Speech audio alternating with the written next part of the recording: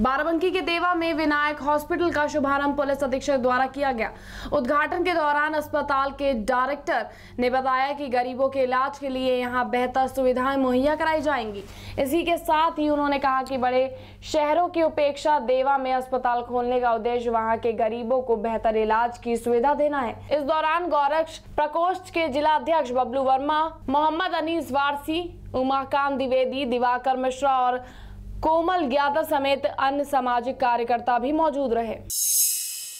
हमारे अस्पताल का हमारा सबसे बड़ा उद्देश्य ये है कि गरीब तबके जो लोग हैं जिनको महंगा इलाज मिल रहा है बाहर सिटीज़ में, लखनऊ में, बाराबंकी में, उनकी सेवा करना, उन्हें कम पैसे में इलाज करना, उनकी सेवा करना।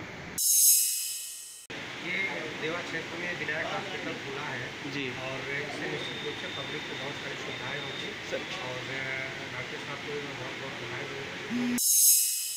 लखनऊ के एक निजी होटल में उमंग अवार्ड रॉयल के दूसरे स्थापना दिवस के उपलक्ष्य में बड़ी हस्तियों ने पहुंचकर उन्हें बधाई दी।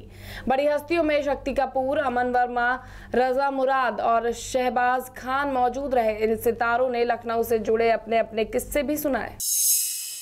लखनऊ के साथ एक रिश्ता काफ़ी पुराना है और कई लोग जानते नहीं हैं कि मेरे पिताजी जो हैं वो फौज में थे।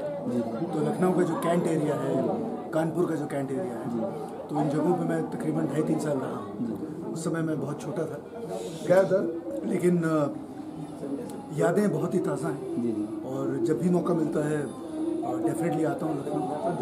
लखनऊ तो हिंदुस्तान की एक ऐसी जगह है, नवाबों की जगह, जहाँ अगर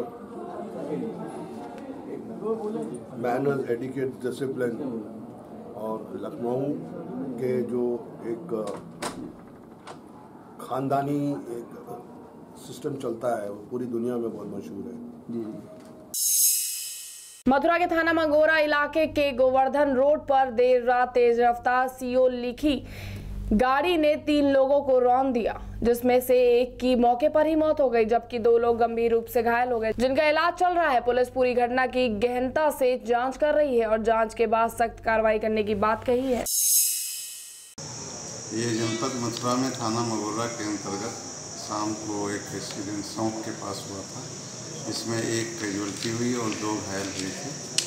ये गांव वालों का कहना यह है कि इसमें जो गाड़ी से एक्सीडेंट हुआ उसके आगे पीछे सीओ लिखा था जी। क्योंकि गोवर्धन हमारा धार्मिक क्षेत्र है, यहाँ बाहर के भी अधिकारी आया जाया करते हैं, तो इस प्रकार संभावना है कि हो सकता है कोई प्रशासनिक अधिकारी से ये दुर्घटना हुई हो। लेकिन जहाँ तक इसमें कुछ लोग सीओ गोवर्धन की बात करते हैं, तो सीओ गोवर्धन कल इलाहाबाद हाई कोर्ट में गए थे और उनकी प्रेजेंस वहाँ पर नहीं थी, इसलिए यदि अन्य किसी मामले में इस गाड़ी का पता चलता है तो उस पर विधिक कार्रवाई की। अलीगढ़ के जिला महिला अस्पताल में बच्चे के गायब होने पर परिजनों ने अस्पताल प्रशासन पर आरोप लगाया। आरोप लगाते हुए उन्होंने कहा कि अल्ट्रासाउंड रिपोर्ट में 2 बच्चे दिखाई दे रहे थे, पर डिलीवरी के दौरान एक ही बच्चा जन्मा। वहीं महिला अस्पताल की सीएमएस ने कहा कि यहां एक ही बच्चे की डिलीवरी हुई है। फिलहाल पूरे मामले पर सीएमओ से बात कर जाँच कमेटी गठित कर दी गई है। थाना पन्ना देवी क्षेत्र में एक प्रार्थना पत्र प्राप्त हुआ है कि डिलीवरी के बाद उस महिला का कहना है कि अल्ट्रासाउंड में उनके जेड ट्विंस थे, लेकिन उन्हें डिलीवरी के बाद एक ही बच्चा मिला। इस संबंध में जो जांच कर आवश्यक कार्रवाई की जाए। बुलंदशहर के बंदायू हाईवे पर एक बेकाबू बस ने ट्रक को टक्कर मार दी। हादसे में 3 लोगों की मौत हो गई, वहीं 24 लोग गंभीर रूप से घायल हो गए, जिन्हें अस्पताल में भर्ती कराया गया। घटनास्थल पर पहुंची पुलिस ने शवों को पोस्टमार्टम के लिए भेज दिया है। हमीरपुर में SSC-ST आयोग के अध्यक्ष ने रेप पीड़ित बच्ची के घर पहुंचकर परिजनों का हाल जाना। बच्ची के घर पहुंचे SSC-ST आयोग के चेयरमैन ने न्याय का आश्वासन देते हुए कहा कि हमारी सरकार मजबूत सरकार है, बुलेट के बदले बुलेट का सिस्टम है। जो है उसमें गवर्नमेंट ऑफ इंडिया ने जून 2016 से जो पहले आर्थिक सहायता 3,75,000 थी उसको कर दिया है 8.25 लाख। जिलाधिकारी ने आज 4,12,500 का चेक परिवार को दे दिया है। जैसे चार्जशीट लगेगी हार्डली 1 महीना 1.25 महीना, वैसे इस बच्ची को के परिवार को 4,12,500 और मिलेंगे। अमेठी में पॉलीथीन प्रतिबंधित होने के बाद भी प्रयोग में लाई जा रही है, जिसे लेकर प्रशासन के आदेशों पर सीओ पीयूष कांत राय ने सभी नगर में छापेमारी अभियान चलाया। इस दौरान उन्होंने जांच पड़ताल कर 2 दुकानों से 5 किलो 387 ग्राम फाइबर के पत्तल समेत कई तमाम वस्तुओं को जब्त कर दोनों दुकानों से 5,000 रुपए का जुर्माना भी वसूला। भारतवर्ष में दशमी के दिन भगवान शंकर की जटा से भागीरथ के साथ गंगा जी जमीन पर उतरी थी। उसी के लक्ष्य में गंगा दशहरा का पर्व मनाया जाता है। इस पर्व में लाखों की संख्या में श्रद्धालु गंगा जल में डुबकी लगाने के लिए आते हैं, जिसे लेकर जिला प्रशासन ने गंगा घाट पर लाखों भक्तों की सुरक्षा के पुख्ता इंतजाम किए हैं।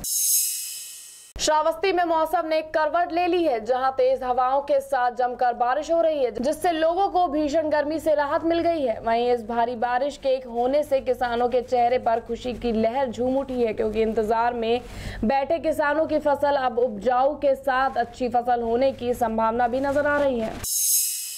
लखनऊ के केडी सिंह बाबू स्टेडियम में टीम इंडिया के खेल निदेशक आरपी सिंह के द्वारा 6 फीट की अगरबत्ती को प्रज्वलित किया गया। इस अगरबत्ती की खासियत है कि तिरंगे थीम पर 3 अलग अलग सुगंध निकलेगी और पूरे देश में जीत की खुशबू को फैलाएगी।